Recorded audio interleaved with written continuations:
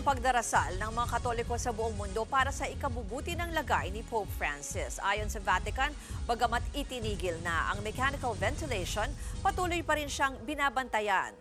Mula sa Vatican City, narito ang Express Report ni Gretchen Ho.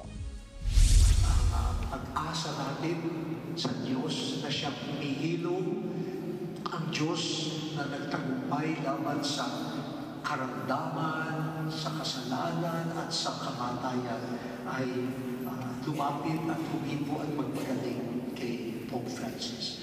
Sa patuloy na pakikipaglaban ni Pope Francis sa bronchitis at double pneumonia, walang tigil din ang panalangin ng mga Pilipino sa Roma para sa agarang paggaling ng Santo Papa. At sa pinakahuling Angelus Address na inilabas ng Holy See Press Office, pinasalamatan daw ni Pope Francis ang mga Katolikong nagdadasal para sa kanya.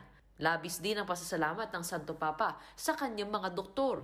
At kahit may iniindang sakit, pinaalalahanan ni Pope ang mga Katoliko na patuloy na magdasal para sa kapayapaan. Huwag daw sanang limutin ang mga taong nahihirapan sa Ukraine, gayon din sa iba pang panig ng mundo na nakararanas ng gulo.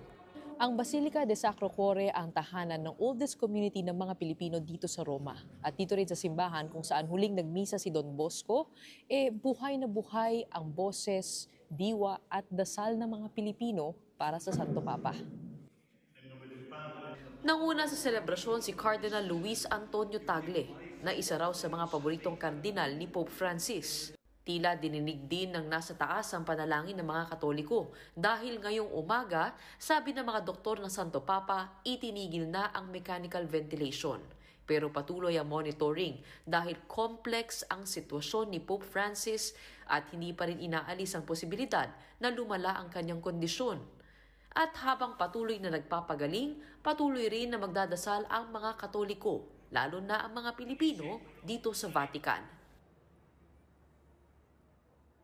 Mga kapatid, ako po si Ruth Cabal. Maging maalam at may pakialam sa mga may init at rumaratsyadang balita sa Frontline Express. Para maging updated sa balitaan, mag-subscribe lang sa social media pages ng News 5.